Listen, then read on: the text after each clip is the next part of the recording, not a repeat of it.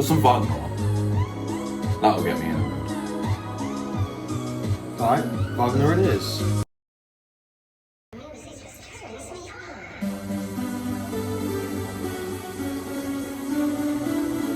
You know, in Legend of the Galactic Heroes, the majority of the soundtracks that they use are Wagner.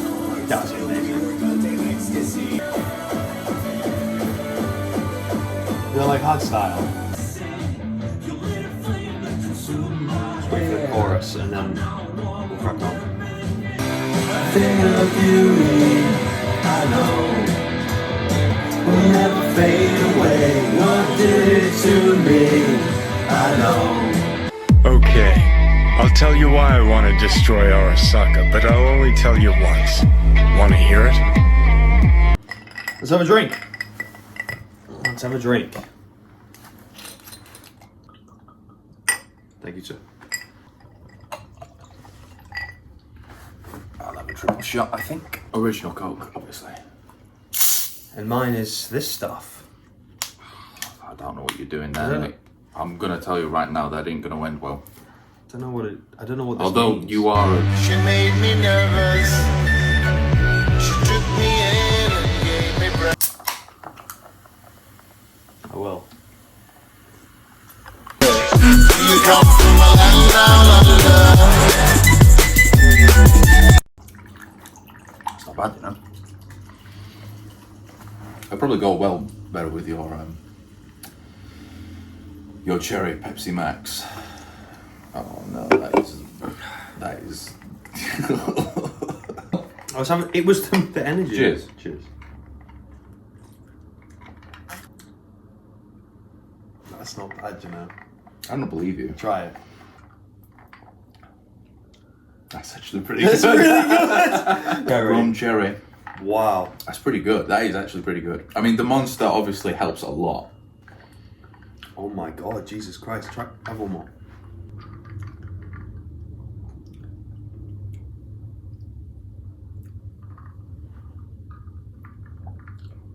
It just tastes like Monster.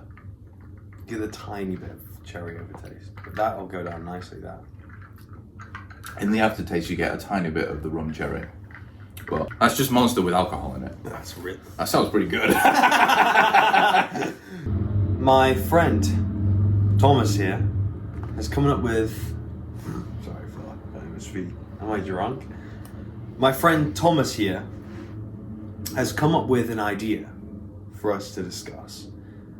It's very similar to the last episode we did, which was build a general. But today we will be taking the same formula and building a statesman.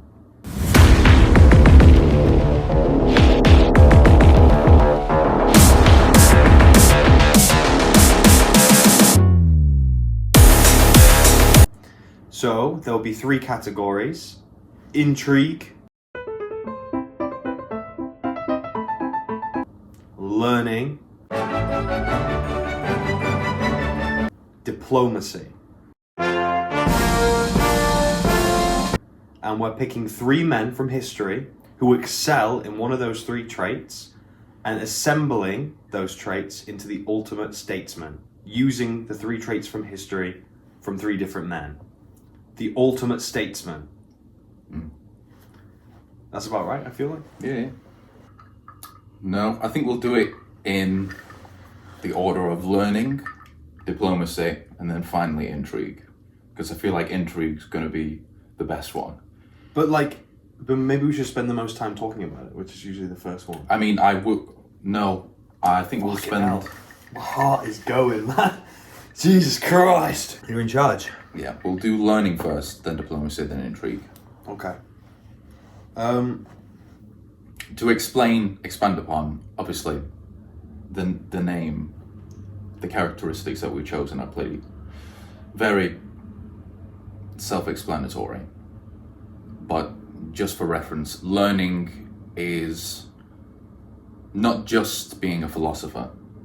It's also implementing these ideas in a manner of statesmanship. Not simply just being a philosopher, otherwise we would have just chosen the best philosophers. Is that what you've done? Fuck! Well, so learning is being educated and well versed in the world, it isn't but then just the implementation.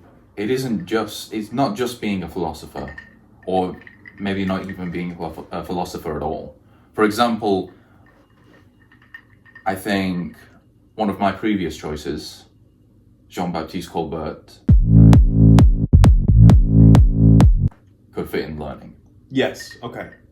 But he could also fit in diplomacy. And intrigue. And probably intrigue He was as just well. a great statesman. He was just a general great statesman. While you're explaining all these ones, a little side tangent, is there are no rules or caveats to this? There's no untouchables. We can just say whoever we want. Well, apart from obviously the big four. In statesmanship? Yeah. Really? That's just a caveat across all things, because I would just choose all three of them. But I wouldn't pick any of them in diplomacy, for example. You wouldn't pick Genghis Khan in diplomacy. No! No, of course not! It's not just about being... Genghis Khan, the great diplomat of the age. What? He was a good diplomat. Diplomacy isn't just getting on the side of whoever you want to be getting on the side of. It's making your enemies or your allies do what you want them to do. Oh, I don't know. I don't think you can be considered You're thinking without of, conflict. No, you're thinking without you're thinking of diplomacy in terms of the modern sense. But that's simply because of the age that we live in. Diplomacy isn't simply what we have now, which is a bunch of nation states running around each other, trying to undermine each other, but also playing pretty on... No, but the aim of diplomacy is to achieve the ends without the use of force or violence. Yes, which is what Genghis Khan did. He had the back reserve. He also had a massive fucking army. Yes, obviously. It's pretty easy to get what you want. No, okay. When the threat of like total destruction is in front of you. Yeah, you have to have... Assimilate or die. No, you're completely just misinterpreting what diplomacy is. You can't have diplomacy with nothing backing it. You can't just walk into the UN today and be like, okay guys, this is what I want to happen. Everyone will be like, who the fuck is this guy? No, you're right. If you had an army, even if you had a fucking band of 100,000 mercenaries, the UN would take you seriously. But if it's just you and your fucking like 3 best mates, the UN would be like, who is this guy? Get him out of here. Listen, I know what you mean. You either have to have military, economic, or some kind of blackmail for diplomacy to work. Okay, you're right. However, the way I've gone about it is that a skilled diplomat will have less of those resources and yet still achieves the ends. Yeah, obviously, but you still have to have something. Yeah, but like for example, my diplomatic choice is someone who had something but didn't have a lot of it, and it wasn't going very well, and he still managed to pull off what he did. But that's fair enough then. That's not what I'm saying. You're making it sound as though you're just a diplomat with nothing backing you up. A skilled diplomat, like the ultimate diplomat, would be able to get what they want without having any like threat or like backing. In what way would they be taken seriously then? They have to have something, even if it's a lie, they would have to have something behind them. Yeah, I'm thinking too like... You're thinking too abstract. Yeah, I know, yeah. Ultimate diplomat would be able to just like waltz in and do whatever they want. You're thinking of like some kind of Wolf of Wall Street who's like a nobody off the street and just walks into Something just came across my desk. literally that. Learning, diplomacy, intrigue. Learning is implementing a philosophy on a state, for example. Yeah. Diplomacy is coercing another state for the benefit of your state. Okay. And intrigue is similar as well, but doing it in a manner of blackmail. Backroom or dealings. Backroom dealings. Under the table, you know. A subtle threat of violence or exposure of some kind, I would say. Yeah. That's what intrigue is. Good. Intrigue is assassination, blackmail, those kinds of things. Yeah. Diplomacy is bartering with what you have on the table, and learning is implementing philosophy. Yeah, and ideas. Okay. Right, with that being said, Tom, you're in charge. Who goes first? I'll go first. Okay, Tom, tell me. So first is learning. First is learning. So who is your statesman that you've chosen for learning? Well, as you know, Andrew, I always have to choose a gentleman. Oh, that's brilliant. And this man Yeah. quite literally comes from what was called the common gentlemanry. Okay. This man was born Kongju, who then became Master Kongfuzi. What? What is But in going the on? West, we know him as Confucius. Oh, wow. Okay, nice. Now, I chose Confucius not because There's no... If you told me, Andrew, guess, I'd have 10 guesses of who I chose for learning, Confucius wouldn't have been any of them. I wouldn't have chosen him either, but I was Confucius. looking on. I was thinking more along the lines of Marcus Aurelius, for example. That's who I thought you'd gone for. He was on my list, but after delving into, I literally just typed in on Google, influential learned men on culture, and I was like scrolling down. It was like Confucius. I was like, yeah, but he wasn't a statesman. And then I realized after reading about him, yes, he was. He was a great statesman. So Don't know anything about the guy. let me tell you the story of Confucius. Confucius was born in 551 BC in the state of Lu. Now, this was a period in China, as so often it is, where China has shattered. There were various warring states, all contending for the mandate of heaven. Yeah. And Confucius came from a family of aristocracy. So he was wealthy?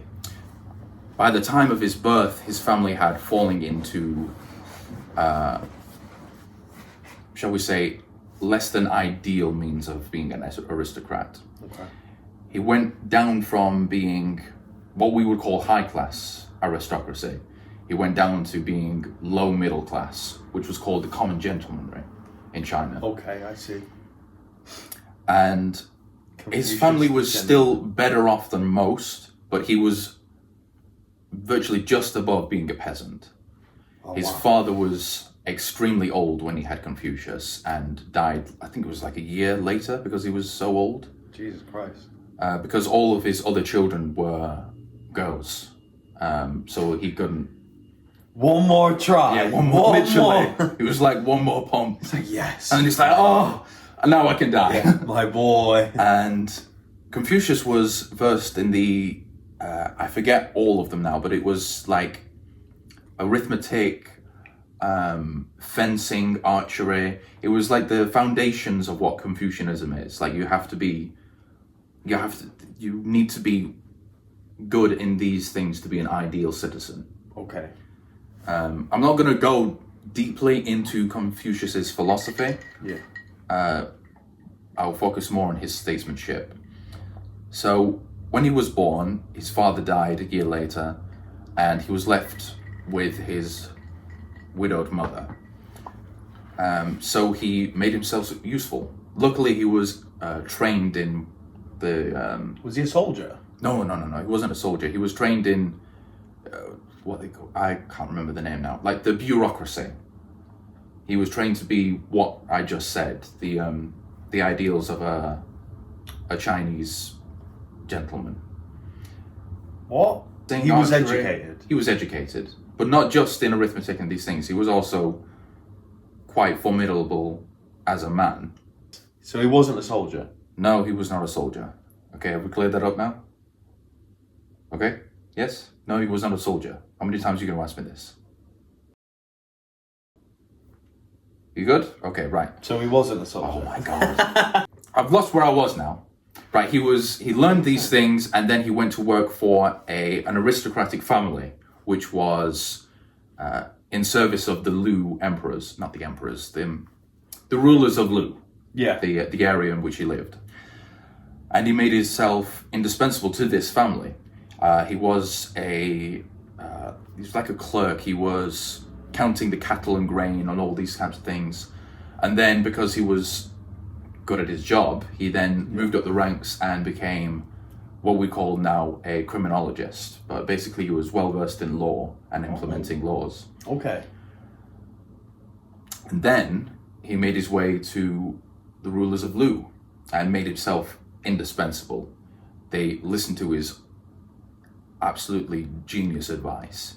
He always made sure that the Lu rulers were well advised on it. In China, it's it's the same everywhere really, but when you're receiving a gift from someone, you have to accept it in a manner which is correct. You know what I mean? Yeah, or it's disrespectful. But also it could be a trick, hence intrigue as well, which is why I chose that. And one such instance which caused Confucius to just leave the rulers of Lu, I should say. He was receiving some horses and some, I think, circusry people. Okay. And Confucius straight away saw through this gift. And he was like, this is just here to distract the ruler because he's well fond of horse racing. Yeah. And that's literally all he did after he received this gift. And he didn't focus on statesmanship at all. And so Confucius was like, right, I'm done with this. You didn't take my advice. I told you this was going to happen and you did it anyway. So I'm just leaving. And then he traveled for 14 years around the province of Lu, well, the different provinces adjacent to Lu, to try and find a ruler worthy of his advice. A job. Yeah, basically. But he also... Pro was on the unemployment arc. He was. He was on the unemployment arc.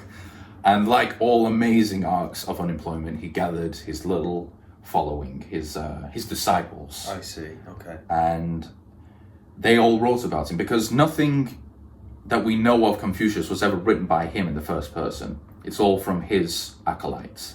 And that's why there's such a kind of mysticism about Confucius. Yeah, there are some people who don't think he He lived. existed. I mean, we're almost certain that he did exist because there are multiple accounts of him. He definitely existed, but he's kind of like a ghost, basically, because we don't know really anything about him properly because all of his students had various accounts of him. I take this as another great work of Confucius in that the advice that he gave his students were applicable to their situation. So he gave advice based on what the person was experiencing. Circumstance. Yeah, okay. Which is why in the records of him there are varying accounts of what he believed. Yeah. But that's what I think a great statesman does, is the idea of, Machiavelli. It's ideology. All these things are inconsequential. What matters most is... The ends justify the means. Ends justify the means. Do whatever you've got to do. But Confucius had a caveat to that, in that you must live an ethical life. That you must build a family. You must have a good family, and you must be a good parental figure to your family. Even if you're a lesser member in the family, let's say the younger brother, you still have to play your part. And that's basically the whole idea of Confucius, is know where you are in your place, but act in ethical accordance with that. Okay. No, it's interesting. I think it's a really good pick because obviously no one can underestimate the influence Confucius had on philosophy and politics, just every sect of cultural life in China. It also it built that nation. It built the nation, and it also built the other ideas that China follows, which is legalism and Taoism. Yeah. Like the three pinnacles of Chinese religion, ideology, thought, philosophy, is Confucianism, Taoism, and legalism. Taoism is more spiritual and legalism is more material, and Confucius is the balancer between those two things. It's a really good pick. I mean, having a learned statesman like that, yeah, a philosopher, like the influence is so far reaching, even if you don't agree with what he said, the influence is so immense. Yeah, you can't. There aren't many can't other, deny there it. aren't many other people in the world who have had that large of an outreach. So yeah, I mean, it's a really good choice. Thank you. Andrew. Yeah. I like my choice a lot. I don't think the influence is as wide, It's all right. but I think as a statesman who excelled in learning, I think I've chosen someone. So the obvious pick for me was going to be Cicero. Yeah. Because I adore Cicero. I love Cicero. I know you do.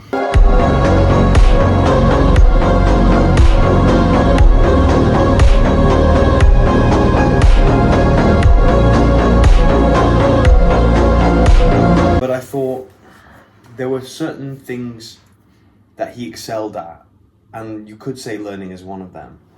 I would definitely say so. But he didn't. You don't associate Cicero with philosophy or education. You associate him with rhetoric. He excelled in that, and I did would good as a still say statesman. that's still applicable It to is, what we define as but learning. I thought, okay, this is the obvious choice here.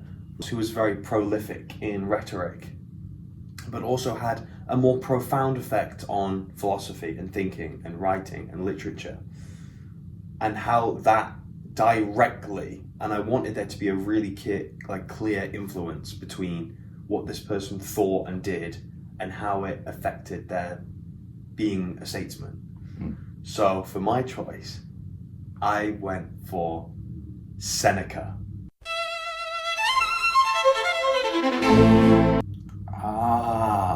Very good. I chose Seneca. Very good. Now, obviously, everyone associates Seneca. I probably could have thought that. It's a good choice. If I didn't even have him on my list, but if you were said, "Oh, guess," I probably would have guessed that as well. For me, It would have been it had lower to down, be. but I would have guessed that. That's a good choice. Okay, Cicero's there, but Seneca is really interesting because he had a more pivotal role within the Roman Empire for such a longer period of time, and everyone associates his political career with failure because of Nero. Yeah.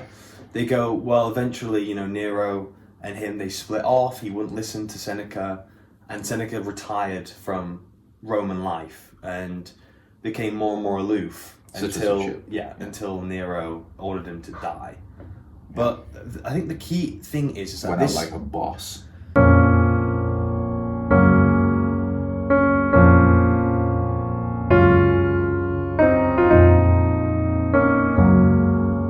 he did, but Did the old Socrates move. oh yeah.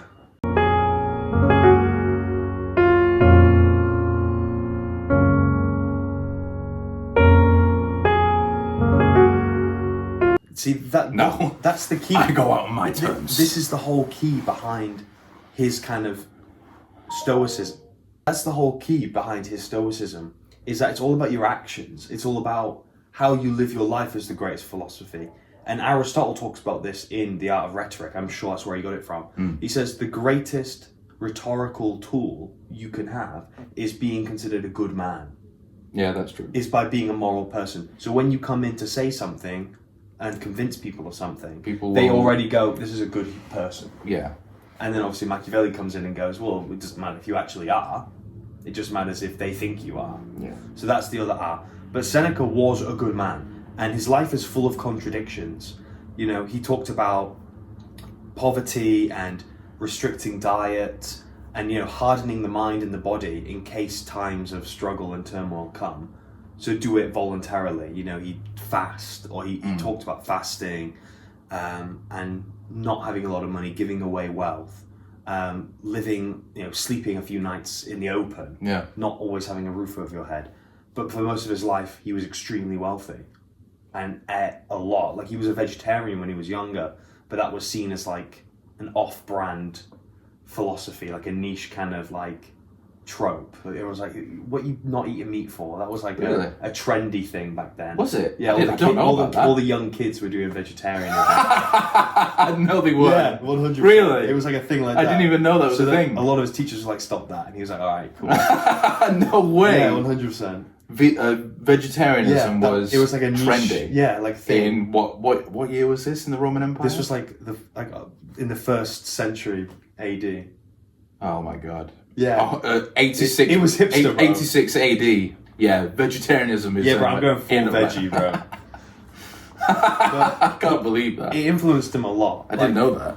But, it's funny. And like the thing I love the most about Seneca is also some of his plays, some of his versions of Greek tragedies are phenomenal. Yeah. Like he would write about on clemency or like living a good life, but like his plays that he wrote are vicious and disturbing and macabre, and it's just full. He's just full of. But it's because he was a phenomenal writer. Yeah, well, I think that's because he was taking on the idea of the purpose of theatre from the Greeks, which is, how do you explain it? It's like you need to, what am I thinking of? You need to show these feelings off so that you don't crumble under them. Yeah. You know what I'm saying? I do. I can't think of what's the actual terminology. I don't know, you're talking about like outside in, like, or representation on presentation. That's it, yeah. Where it's, you can feel these feelings in the play, so you don't have to deal with them in real life. I'm presenting the idea of tragedy. Yeah. Instead of representing tragedy as if it was me. But I don't want to talk too long on Seneca because it's a tragedy, because when Nero was crowned emperor, him and the Praetorian prefect were the tutors to Nero. And for the first 5 years, he and this guy practically ran the government while Nero was a kid. And it was very good. He did a very great job as a tutor, someone who's raising someone to be a ruler. Stoics usually do. They do a really great job. But the reason why I chose him is because he wasn't just a Stoic. He was a phenomenal writer who invented philosophy. He wrote about things on the shortness of life. Like, this man was extremely talented at learning. He studied wisdom itself, you know? I actually... Sorry. It's alright. I actually brought... Because I've read quite a bit of Seneca. I've read all of his plays, the Greek versions at least. And I read Letters from a Stoic. And it's just phenomenal. Some of the quotes in there are just absolutely amazing. The one that always comes to mind is he talks about like every man should have a ruler, not a ruler as in a king, like I think of a ruler measuring stick to measure himself against. And he talks about Cato. He says like Cato, who was like iron. Cato the Younger. Measure yourself against this type of discipline, this type of like I don't know what you say, just self-control. Have something to measure yourself. And all of his writings, you know, especially on clemency, was written to Nero to teach him that, you know, mercy is a good thing. And like trying to educate this young man as much as he can, who would later go on to be one of the most infamous rulers in history. That's the tragedy. That's why people think he wasn't a success, because Nero kind of lost it a bit. But like, if you read the work, that's a bit of an understatement. If Nero actually did what Seneca told him to do, Nero could have been one of the greatest rulers, but he didn't. He didn't understand that when Seneca said mercy is a demonstration of power because you're choosing not to enact your will. But Nero didn't get that. He thought, I have to kill this person to show that I'm powerful. You know, that's the difference between the two. But it's such a shame because it's such a tragedy. But I think to live like Seneca, to live a life like Seneca lived it, although it was, you know, turbulent, inconsistent, it would be a good thing. I think he lived a good life, and I think if I said we should all be so lucky. If I could live like Seneca, I would be living a virtuous life, a morally good life, because he did a good job. He did everything he could, even though the circumstances were out of his control. When a tyrannical ruler starts going on one and won't listen to you, there's not much you can do. And he came out of exile from Elba.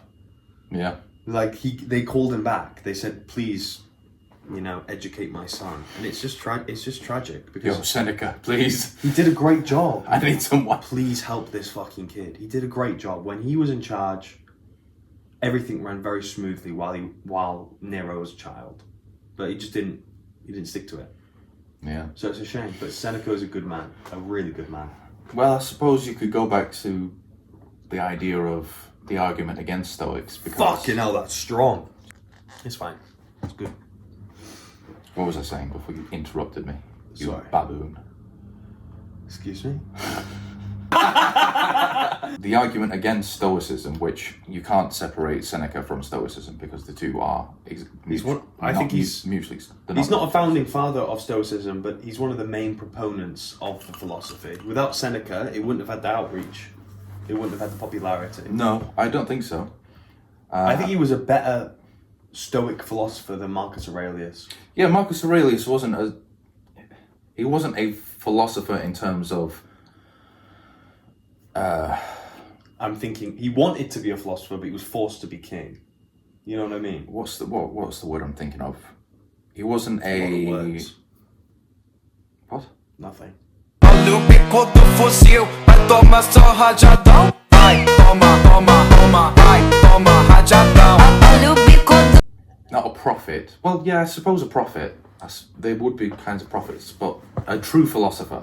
He wasn't espousing the idea of philosophy. He wasn't thinking. He simply lived the idea of philosophy.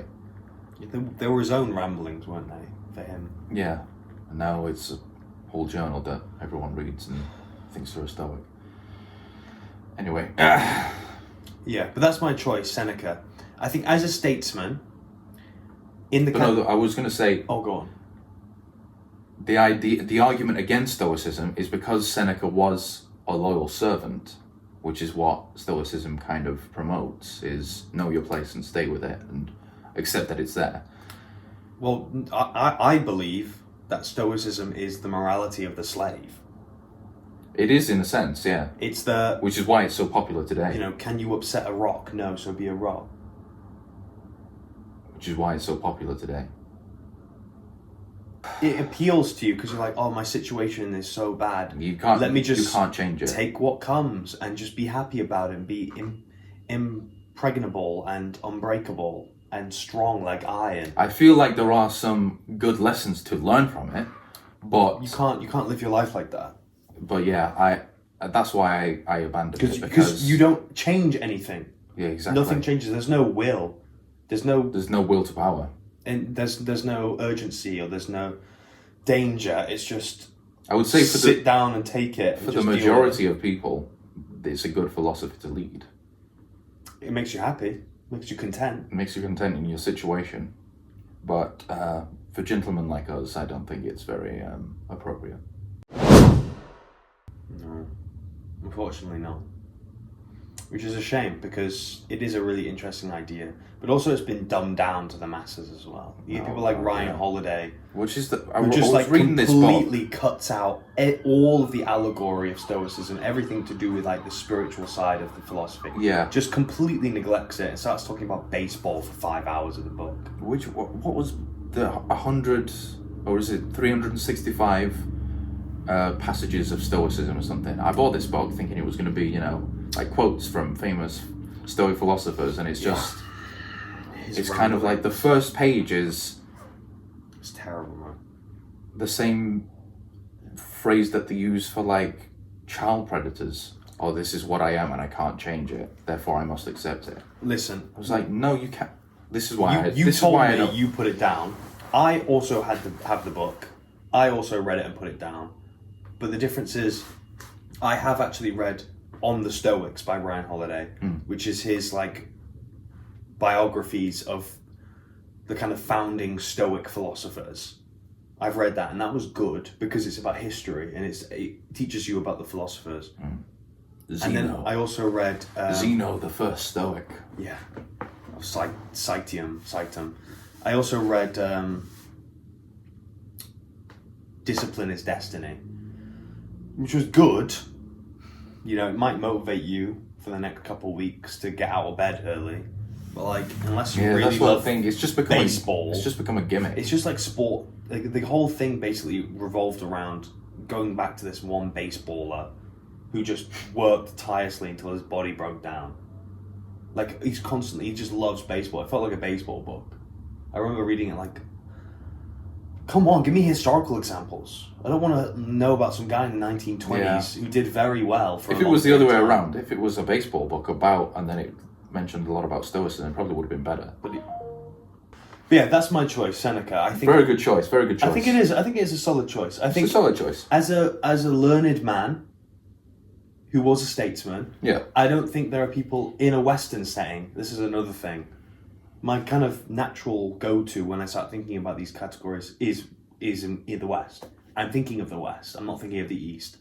But I couldn't think of anyone who was more educated, but also had a very good effect on the state they were governing. Well, that's to do with the idea of And Nero. European caste system. Centralism. Because this is a little tangent, but Go for it. in Europe, the caste system is built around the warrior king. The warriors are the top caste, or they were, not anymore. That's why you don't get a lot of learned men being kings, apart from a few, and the few that we do have stand out because there are so few of them. Yeah. Example, Marcus Aurelius. Mm-hmm. The reason you have a lot more in what we call the East or non-European countries Well, is like learned men because becoming governors. And is because the priest caste was the highest caste in virtually the rest of the world. yeah. Because it's the shamans, It's the wise who were- person, the prophet, the one the with, clergy at the top, Yeah. rather than the nobility, the warriors. yeah. But for whatever reason, in Europe, it was the chief who was on top and the shaman just The underneath. strongest. Whereas in a lot of other countries, it's the shaman who's on top and the priest is underneath. The perfect example of this is India, with the Brahmins at the top, and Yeah. then I can't remember what they're called, just underneath them. I It's know the what you mean. nobles and the warriors. Yeah. But yeah, that's why. It's an interesting way to kind of assemble societies, to put the priest class or the clergy on top. Because there was a time in European history where the clergy did come on top, where like the Vatican or whatever. It was a But that was a constant period struggle. of I've forgotten the word, stagnation. When the clergy in Europe came on top. No, you enter no. you enter the medieval period. Yes, exactly. No. it's- nothing's going on. You've fallen into this trap of modern propaganda where it's like, oh, nothing happened. There were exponential discoveries. I mean, the Big Bang Theory. Who discovered that? A member of the Catholic Church. Are you sure? Yes, he was a Catholic Church member. I forget his name right now, but he was the first one to propose this idea. All these ideas came from the clergy because Yeah, they did start the Renaissance, but I'm talking Because- about the initial transition. We're talking hundreds of years of medieval history. And then you get the Renaissance. exactly, you're talking But the about- Renaissance was also the discovery of antiquity. No. This is where this all gets muddled up. You're confused. Okay. Society never stopped advancing. It didn't just stop. It centered around the idea of what we call feudalism, although feudalism is like all over the place and varies depending on which country that you're in. Okay.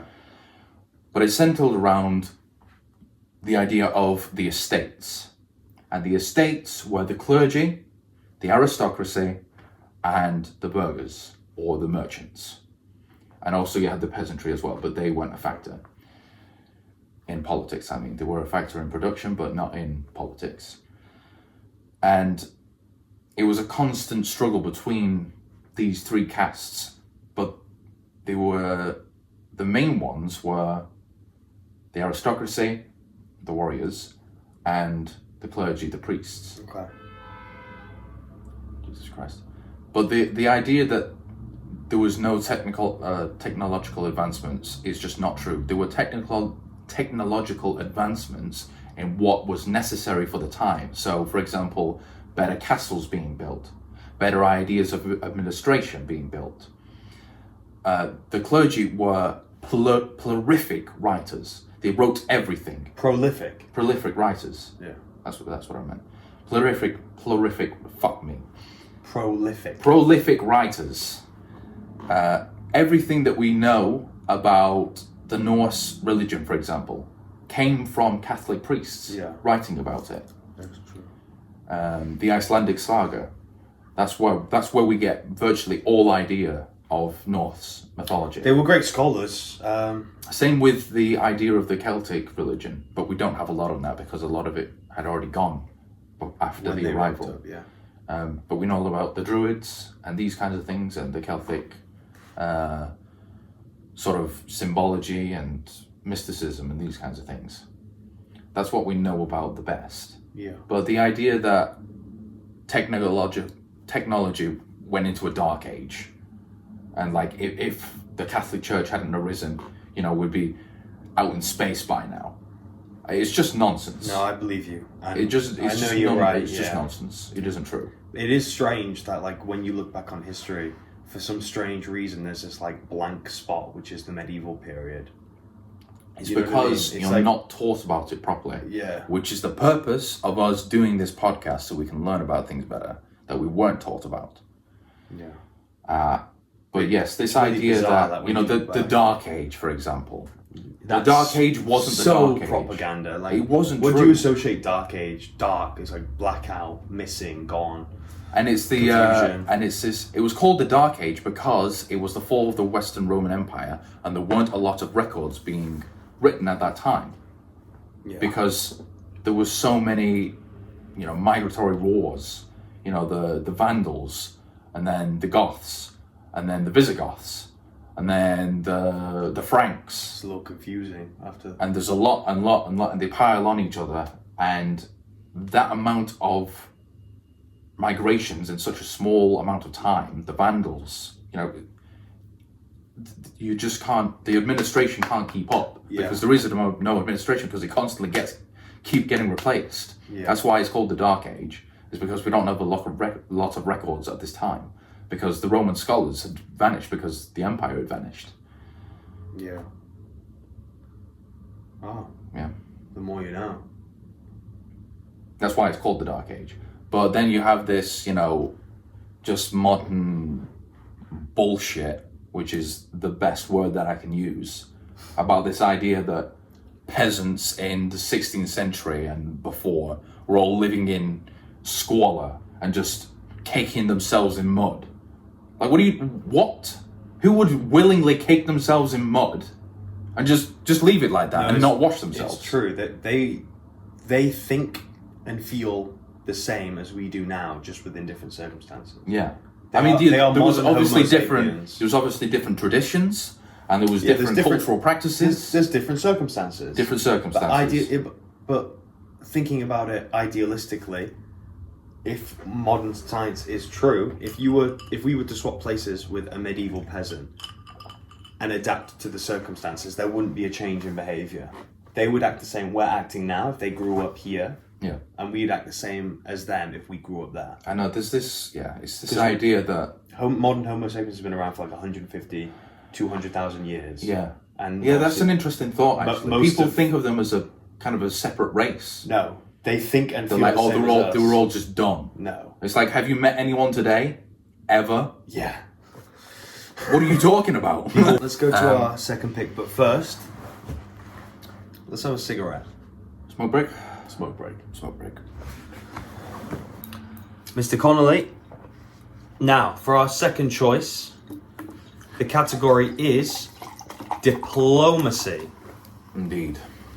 Now, we've already discussed the intricacies of the trait earlier in the video, and we've discussed what it means to be a good diplomat, so we don't need to revisit that. So, Tom, hit me straight away. Tell me, who is your choice for diplomacy? Hold that thought. I'm just going to get my notes. My choice for diplomat is Metternich. Orchestrator of post-Napoleonic Europe. The coachman of Europe. The Metternich system, as they like to say. The balance of power. For diplomat, wow, that's really interesting. That's a really good choice. I really, really, really wanted to choose Bismarck, but with our rule, we can't. Yeah. Which is just... So why? How did you end up at Metternich then? That's a really interesting pick. I was thinking of 2 other British gentlemen before, but I chose him because I know that he was the orchestrator of post-Napoleonic Europe. Well, the thing that makes Metternich so important is that he was arguably the key and most important factor in the assembly at the time. The assembly, exactly. The That's Vienna what I was Convention, talking- or the Vienna Congress, whatever, where all the European superpowers came together. They came together because he orchestrated that meeting. The reason I chose him is because he didn't want to implement punitive measures on France. He was like, this is not a good idea if we do this, because they will seek revenge. No, and the also, yes, you're right, but the key thing why I really like Metternich is because he understood that a weakened France would weaken the balance of order in Europe. Exactly. So he knew that we can't strip them of everything. If we do that, that's going to upset the balance between Austria, Prussia, England, and Russia. Yeah, Prussia will just move in and annex half of France. So they couldn't do that. So his diplomacy was really, he knew how to play everyone together. He met Napoleon quite a few times during the war and conversed with him, which is one of the reasons I chose him. He had a bit of a rivalry with Talleyrand. Yeah, I know. They had a I rivalry. know the reason. I was going to choose Talleyrand as well, Same. but then I was like, no, Talleyrand, I can't.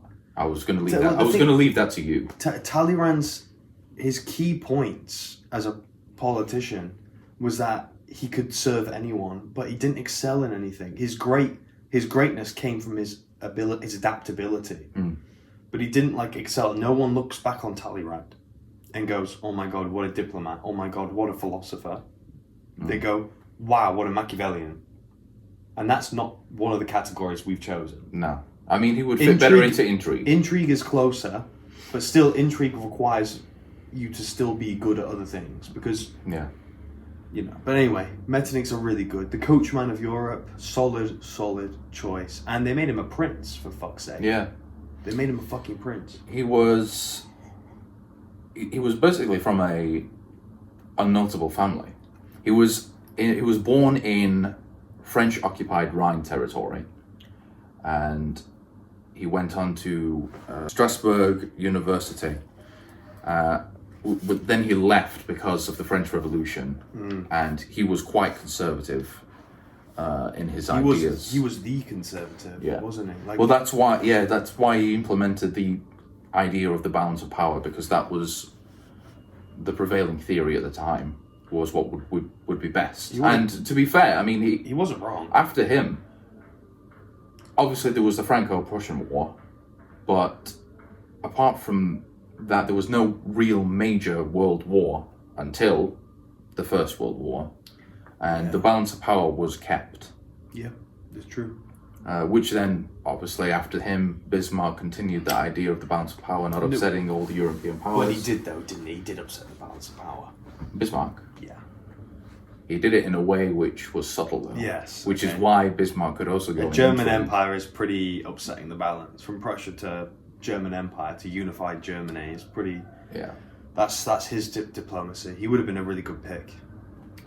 I probably would have gone something similar for Intrigue. So one of my other choices was Napoleon III, but I didn't go for him. But I thought that's really interesting Yeah. because he capitalized on his name and making deals with people, and yeah. But anyway, that's a really good pick. Metternich, yeah.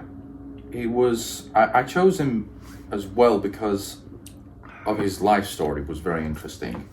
He was a German who spoke French as his first language, who was against the French Revolution, in which he probably would have been able to advance quite far Yeah, he had the skills. if he followed into that idea, but he was staunchly old world theory.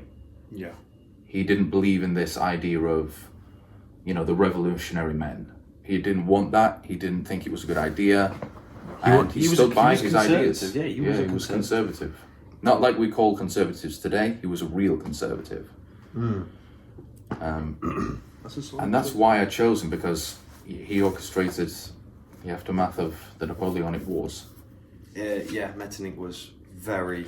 I wish this choice was not last minute, but he was the last on my list, because I was really debating on who to choose. It's a difficult study, but he was a serious politician. Because I was thinking of a different person, a Frenchman. Who are you thinking of? I don't know how you say his name, but I believe it's pronounced Cardinal Richet. Richet? I don't know. He was, I was gonna choose him, but then he fell more into the category of intrigue, and then I abandoned that idea. And then literally it was like yesterday, which I was like, Metternich. It's a good choice. But yeah. I'm trying to find... Maybe I'll do a little side quest. little side quest video and post it later. I don't know. Explaining more about his life. But he was a strategist as well, because he married into influential families. He married the daughter of a previous German chancellor of the Holy Roman Empire, because that was still around at the time. Not for long, not until Napoleon pops up. Yeah. Bye-bye, Holy Roman Empire. I mean, that's one of the reasons why I like Napoleon, is because he sorted out the border gore of the Holy Roman Empire. It was still a sad day when the Holy Roman Empire was dissolved. Yeah, that's true. An institution which had been around for nearly 1,000 years by that point. Probably even longer, actually. Started by Charlemagne, ended by Napoleon. A Frenchman started it, and a Frenchman ended it. Ironic, considering it was mostly German. Yeah. Funny. Alright, well, shall I go for my number Please. 2? So, for my diplomat, I've gone for someone I don't know much about, but someone who I wanted to learn about because I know they're important, but I don't know why they're important. So, for my choice... Oh, yeah. I got that one, don't worry. So, for my choice, for my diplomat, I have chosen Benjamin Franklin. Haha. Okay. Explain it to Founding me. father. Now, people don't seem to understand the importance of the founding fathers in general, especially Benjamin Franklin. Now, I'm surprised you chose Franklin over Adams. the thing is, John Adams, Jefferson, all these people, any one of the founding fathers could have been chosen as a key diplomatic figure for this trait. But the reason why I chose Benjamin Franklin is because he, I think, in all of diplomatic history, achieved the greatest success ever. Without Benjamin Franklin, who, by the way, was a genius. I'm not talking some person who was clever or adept at mathematics or inventing. This guy was a genius. He contributed so much to society before he was a key diplomatic figure, but he was also highly skilled at maneuvering in political situations. Without Benjamin Franklin, I might dare say that America today would not exist how it does now. Because without Benjamin Franklin, and the reason I chose him is because his diplomatic success of getting the French to aid America against the English in the War of Independence is the greatest diplomatic achievement in all of human history. Because Wow, that's a big claim. I stand by it, because without that achievement, we would not have the global superpower, which is the American Empire today. Without Benjamin Franklin, France would not have been wooed. The aristocracy would not have taken to him. Without his charm, his charisma, his dealings, his understanding of philosophy, literature, art, his high sense for culture, without him being the embodiment American in mainland Europe, without him as an idealistic figure, France would not have taken to America, because he was the American who got the French to be like, here you go, guys. Here's guns, here's money, here's men, here's soldiers. Here is the best of us. He convinced them to fight against the British for them.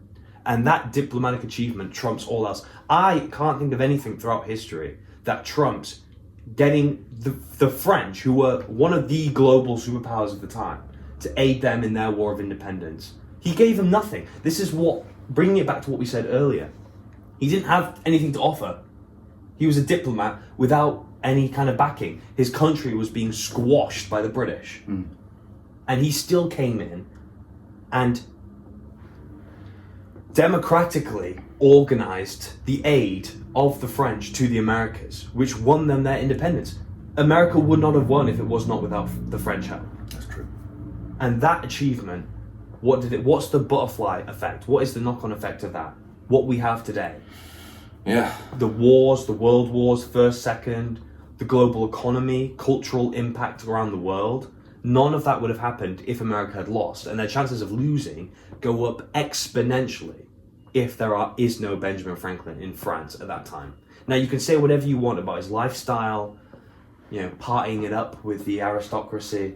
That's all part of diplomacy. Yeah, that's why he's such a great diplomat, because he understands foreign affairs. When in Rome, do as the Romans. Exactly. He turned up in his brown beige suit and walked straight in to the upper echelons of French society and wooed them with his charm and wit and negotiated a key essential deal which saved America from being reclaimed under the tyrannical rule of the British. That's why I have... Tyrannical rule. Listen, man. George was right. King George III... Edit. I'll get that in, don't worry. But yeah, Yeah, I know. I think Benjamin Franklin seriously was genius. He could have excelled in anything he did. It just so happens that he chose the highest form of life, which is governance, politics. Yeah. And America is lucky to have a man like that as one of their founding fathers. They don't call them Benjamins or Franklins for no reason. He is the $100 bill. Give me those Franklins. Give me 5 Franklins. That's $500. They put his face on there for a reason. His contribution was immense. And I think for achieving that, look, I can pick someone who was a very great diplomat over 50, 60 years and achieved very little, and that has a compound effect. But Benjamin Franklin did something which all of modern history or contemporary history would not have been the same without. Without his key diplomatic success in that time period, America would not be as it is now. But it is because he lived and he did that. His diplomatic mission was a success. Well, good choice. Big up the founding fathers. Hoorah! Very well explained. Certainly better than mine. Yeah. Good choice. Good choice. So, Tom, tell me, what is your number 3? Number 3, Intrigue. My pick for number 3. This is going to be interesting. This man was the blueprint Of course. for Is it? Machiavelli's Oh. The Prince. This Okay. man Okay, yeah, was yeah. fathered by one of the most degenerate popes to ever have held the title. But he was a bastard, right? Oh, he was a bastard in more ways than one. Oh, fuck. Let me just very quickly. Keep going. Caesar Borgia. Wow. The Prince. Wow. The Prince. What Machiavelli was inspired to write about. What a choice. What a choice. Brilliant. Yeah. The reason I chose him is because he also comes with his father.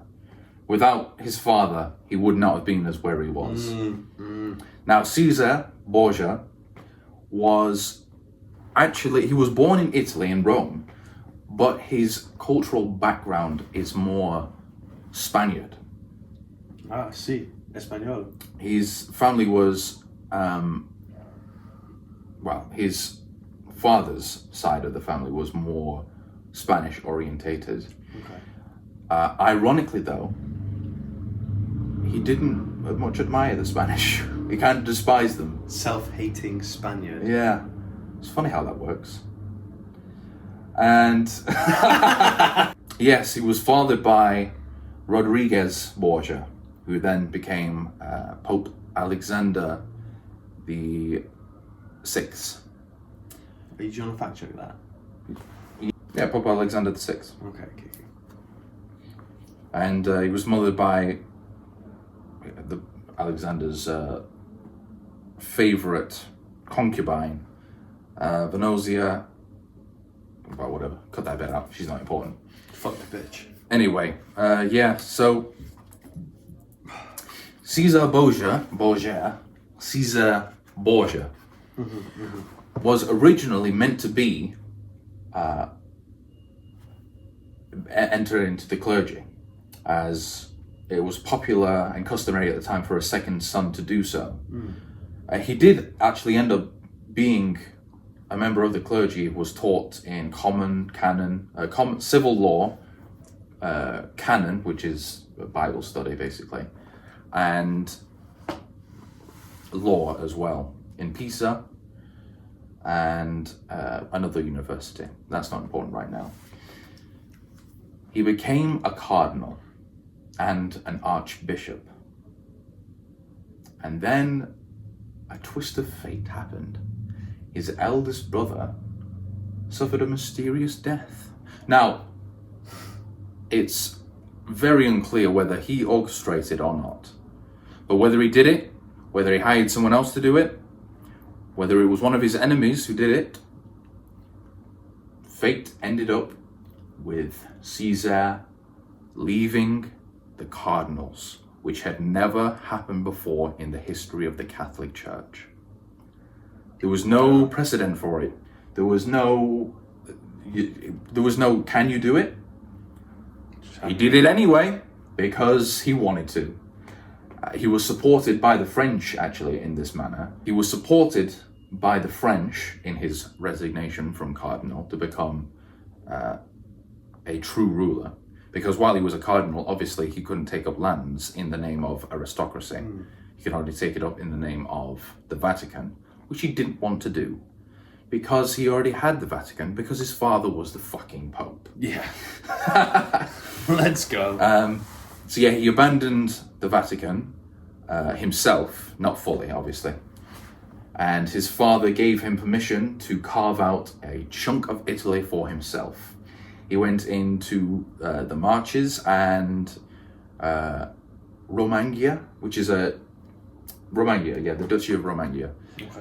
And he was actually welcomed as a liberator and a hero because the nobility that was in this area at the time was very unpopular with the people.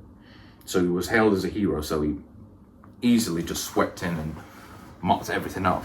He had mercenaries, Italian mercenaries, he had the backing of French troops and obviously the Vatican troops. Yeah.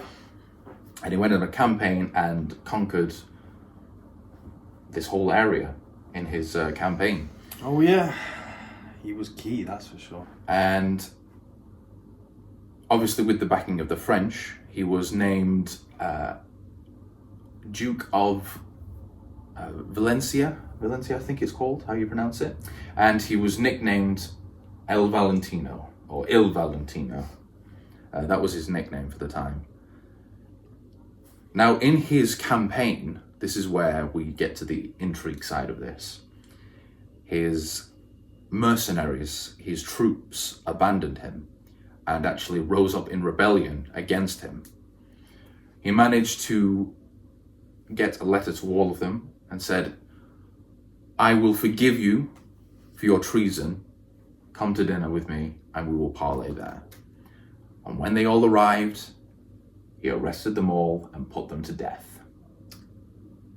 Sounds about right. And that's what you get for treason. That's what you get for disloyalty. And It's the worst he crime. made sure to do that. The worst crime. But Intrigue.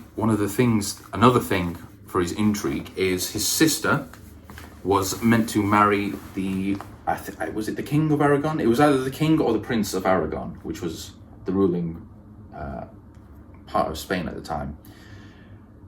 And he didn't want that because he did not like the Spanish at all. Yeah. And so the man his sister was supposed to marry, he started instigating a plot to have him assassinated. Naturally, the man caught wind of this and fled. And then a year or two went by and nothing was happening, so he returned because his son was born. Okay. And so he returned and nothing was happening. It was fine. I guess Caesar had calmed down a bit. No, he was just planning. He was just making sure that he felt comfortable. He tried to kill him himself, didn't work. So then he said to his best friend and his general, I want you to take a bunch of men, march into Rome, and strangle him in his bed. And that's exactly what happened. So Intrigue maxed out. Yeah. No one did anything. No one stopped them. Because what do you do against the Pope, the son's Pope? I don't know. The Pope's son. Not much. There's not much to do. Unfortunately, his luck had run out as his father and he, at the same time, actually, both caught malaria. His father died, and Caesar was mortally ill and couldn't do anything. But then luck turned against him again. Luck turned towards him again, and a good friend of his was elected Pope, and then he died 23 days later. And then he was arrested and sent to Spain, and was kept there for 2 years, and then he made his way back to the kingdom of Navarro, which was a friend of France, and he became a statesman there for a few years, until there was a rebellion. And Caesar was a good fighter as well. Oh, he was a warrior. Yeah, he was a true warrior. And in one of the sieges, he was chasing down a group of knights and didn't realize that all of his men had scattered behind him, and he was just cutting down these knights. And then he was on the battlements, and he was waiting for them. And then all the knights just stopped running and turned around and looked at him.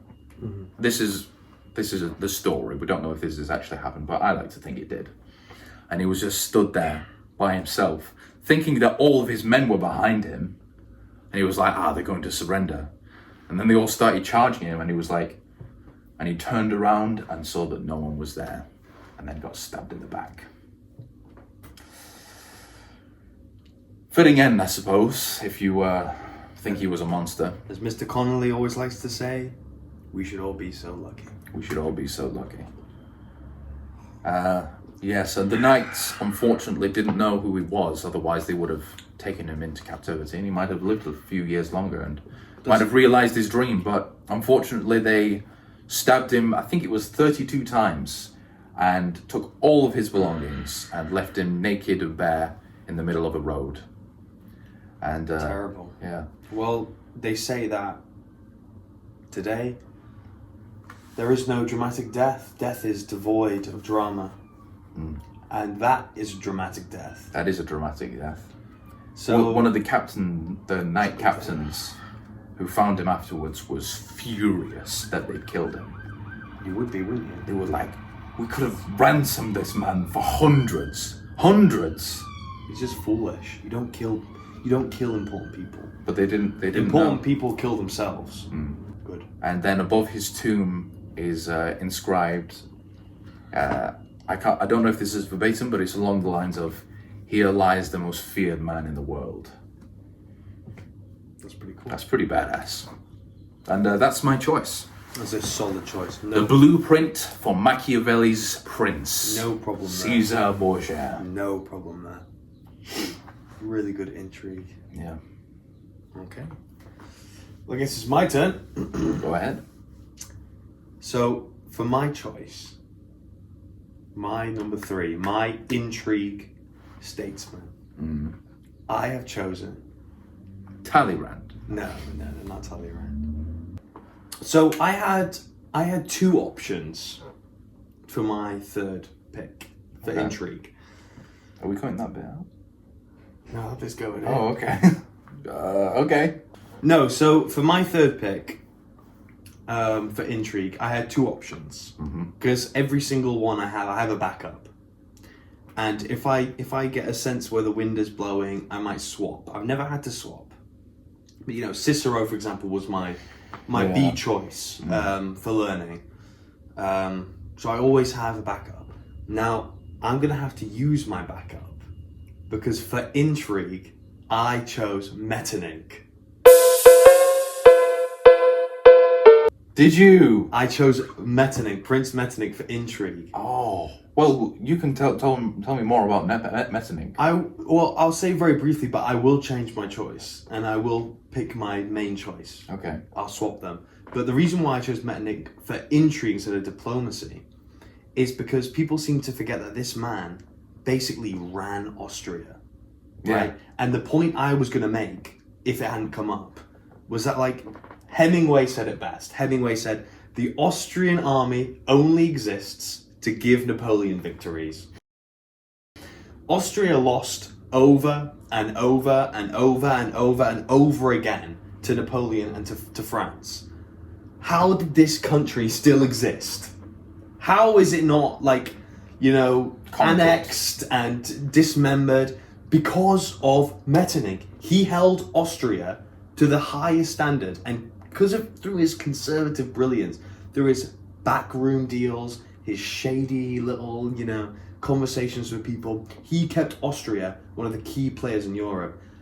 His first, like, major, like, his first major mission was to secure the alliance of Austria and France after they'd lost so many times. They were like, we will never beat these guys. Who can we get If you can't beat them, join them. So it was Metternich who organised the marriage between, I've forgotten the lady's name, but Napoleon's second wife, who was the Austrian princess, and Napoleon. He did that. He was like, listen, I know, you know, the Tsar doesn't want you to marry his sister. Why didn't you marry the Crown Prince of Austria? Napoleon shouldn't have done it because Austria was his bitch, right? But he still did it, but it was Metternich who convinced him. And when we talked about the Vienna Convention, where all the European players post-Napoleon got together, why on earth was Metternich the centre of that? When Austria was clearly the weakest player out of the bunch. Because he was so good at making deals with people. He had a spy network. People forget about this. Metternich, when he became prince and was ruling Austria, he implemented major nationwide censorship on anything to do with the media. He censored everything, and he had one of the most elaborate spy networks in history up to that point. He had dirt on everyone. That's why he was in power for so long. He knew everything about everyone.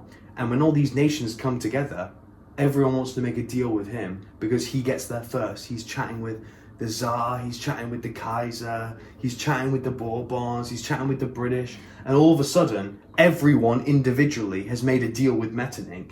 And now the whole infrastructure of Europe, which was, we can't let France become too small, that's because he made a deal with the Bourbons. But he also made a deal with the British. He also made a deal with the Russians. He also made a deal with the Prussians, right? And he's playing all these, as the weakest power in Europe, he is individually playing every single European power against themselves.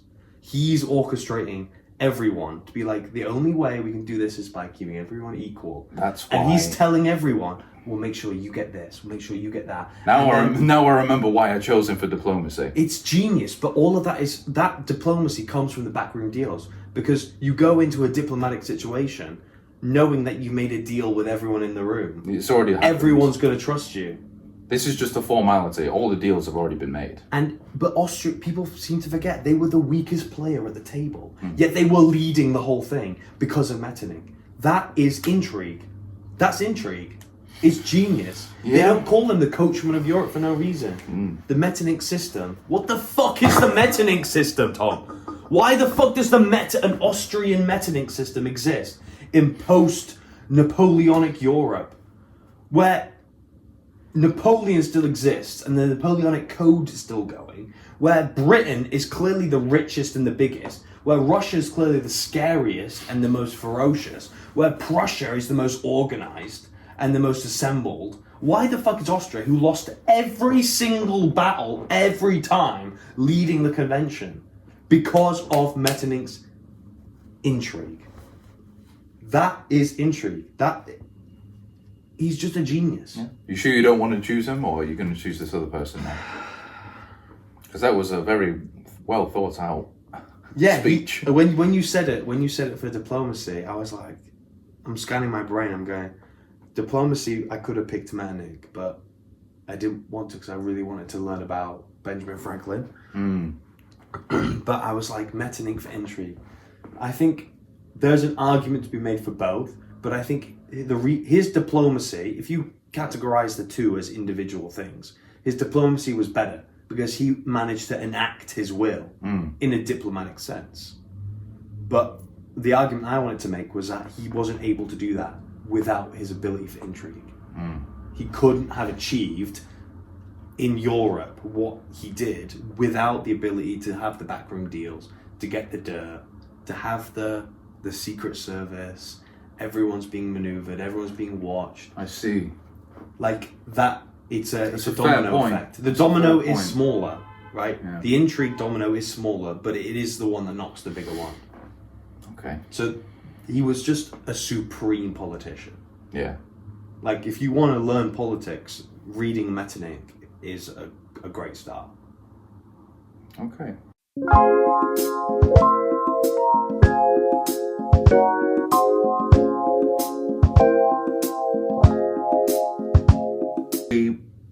The Prince, if I'm not mistaken, was wrote as a series of Written. letters. Was written as a series of Are we drunk? yeah. It was a series the of Medicis. letters. It was the for- Medici. was- No, it wasn't for the Medici. It was. No. It says, Was it the Medicis? Yeah, the first Are you page. sure? He was tortured by the Medicis. No, but it is addressed to something like Lorenzo Medici or something. The first page is an introduction What's it called? to Medici. Giovanni Medici? I have no idea who I think it was Giovanni Medici. The only thing that one of the women in the Medici family was gorgeous.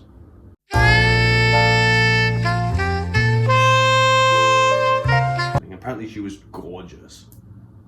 Could you imagine a family worth, God knows, you can't even put a cap on it because banking family. The influence is so immense, and she just happens to be fucking beautiful. Intrigue. Which do you think is the most important of the three that we have chosen? Oh, that's a great way to end it. What do you think? I think you asked the question. You must have an answer to it. Intrigue. Because intrigue blends into the other two. I know what you mean. If you say what's the most important, if you define as a statesman, I'll say diplomacy. But if you say what's the most important out of the three, as a man in history, I would say learning. You said what's more important for history, what's more important for the state, rather than what's more important for the man. I was implying what's more important for the man. And I would say intrigue, because with intrigue, you can come from nothing and come to the top. Marshal Murat. But he also was very brave. What's the most important for the man is definitely intrigue. What's most important for the state is diplomacy. What's most important for history is learning. Yeah. Yeah. And it's so interesting because all of our picks, Confucius, Seneca, antiquity, history, Yeah. all Confucius. Diplomacy, it comes more like a little bit more modern. It kind of blurs a little Yeah. bit, but you get the kind of sense, you know? Diplomacy, I mean, Benjamin Franklin was a bit out there, but you know. Metternich, all these kind of things. It's a similar time period, to be honest. Yeah, it is. Because those were turbulent times for the nation. For America, it was a turbulent time. Metternich For- was for still Aus- alive at the same time as Franklin, Or was that like It's just that they're literally Like- 2 epochs away. a few decades? Like 2 decades or Yeah. something. Some interesting popes. Next episode, top 3 popes. Top 3 popes. Let's call it. Yeah. I think we got. Whoa. Who has the better list? I would say I have the better list. Okay, of course you would say that, but I'm going to play a bit more middle field. I think with Remind me of your list again. With learning- Let's just go through the list again. learning. Learning, Confucius, Seneca. Confucius wins. The thing is, though, Confucius was at a time period where there wasn't a lot for him to learn. He invented a lot of thinking. Seneca was a very educated man who learned. Who implemented the ideals. He did, though. That's the thing. Well, So- that's what Confucius did as well. He was just trying to find a worthy ruler who would Yeah, listen to him. But he wasn't. And Seneca did have one for 5 years, and then they threw him out. I find, Confucius wins. Yes, thank you. Diplomacy. Okay, Metternich is a good choice. Metternich. He did great diplomatic things, but Versus Franklin, his major achievement was getting the French to fight which on I the do American believe is Revolutionary the side. greatest diplomatic achievement in history. I mean, thinking about it, digesting it, I don't think it's that significant. I mean, it's a significant achievement, but I feel like it was going to happen because the French would want to weaken the British. So I don't think it's a great of achievement as you think it is. No, you're wrong. You're wrong. You got to remember, they thought of this as the British versus the British. They thought it was like a civil thing. Oh, it was. Yeah, and he convinced them to be like, no, help us get our independence. Why? What's in it for us? Oh, you get to fight the English and lose men and lose money. Sounds great. No, you're phrasing that to your advantage. Phrase it as you will weaken the English. As a major colony that we have Great. will be lost. And you look throughout history, what happened 20, 30 years later? The English weren't very much weakened because they were still the major thorn in the side of the French. Significant loss. This is why I also chose it, because not only was it a major diplomatic success, but Benjamin Franklin managed to convince the French Here we go. ideologically to fight against a monarchy for a republic, for a republicanism system. They convinced one of the most ancient monarchies in Europe to fight against a monarchy for a new republican system. And he was so good. He didn't. No, wait, let me finish. Okay. He got them to do it. And then what happened 10 years later? The French Revolution. Because they were like, why the fuck did we just die for a republic?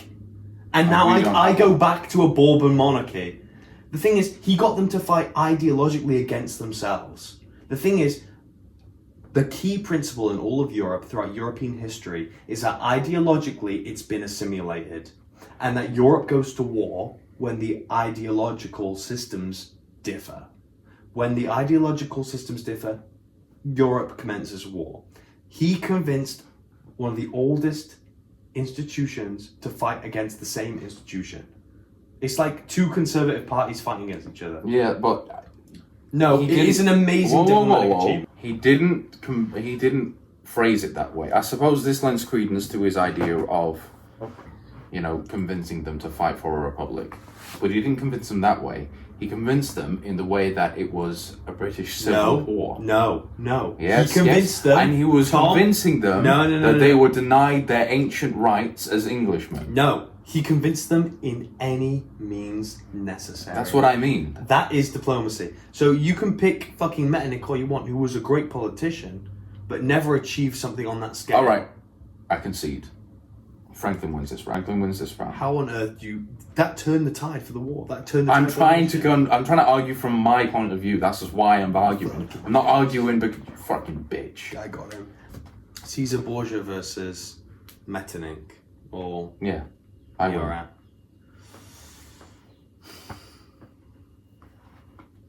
He was the first one to leave the Cardinals. He was like, no, I'm done. I'm going to go and make my own state. And everyone was like, can you do that? I'm doing it, bitch! I'm doing it. Alright, no, He managed to no, convince I can see France I can see it. to allow him to have his own independent nation state. Yeah. Well, not nation state, but his own state. It's probably better doing that. Like creating a state. He was so feared becoming- that no one would try and assassinate him. Yeah. He was killed by accident because they didn't know who he was. Okay, I concede. Great choices though, still great choices. It's a great episode. It was a great debate. Once again, it's great to discuss all these different guys from history. Yeah. And I would have won if I'd focused on diplomacy yeah, more. if you've given that a bit more I just thought. couldn't find the right guy, and it was just too But late. I did. It was literally, yeah, you did. Franklin, It baby. was literally just like yesterday. I was like, I don't know who to choose. There's no one really I can choose. You know who you should have chosen? Or that is chosen. Chosen is the right word. What are you saying? Chosen? Yes.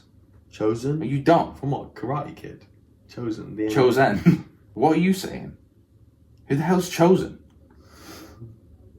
What? Why are you fucking with me? What are you talking about? I don't know. Who should I have chosen? Tom, do you know who you should have chosen? For diplomacy. Who? Or intrigue. You know, fuck it. Or learning. You could have put this person in any of those categories. You should have chosen. I'm gonna cut that. Yeah. A man who accentuates your ideals. If you say Churchill, I will say a man 10 times Churchill's superior. Tony Blair.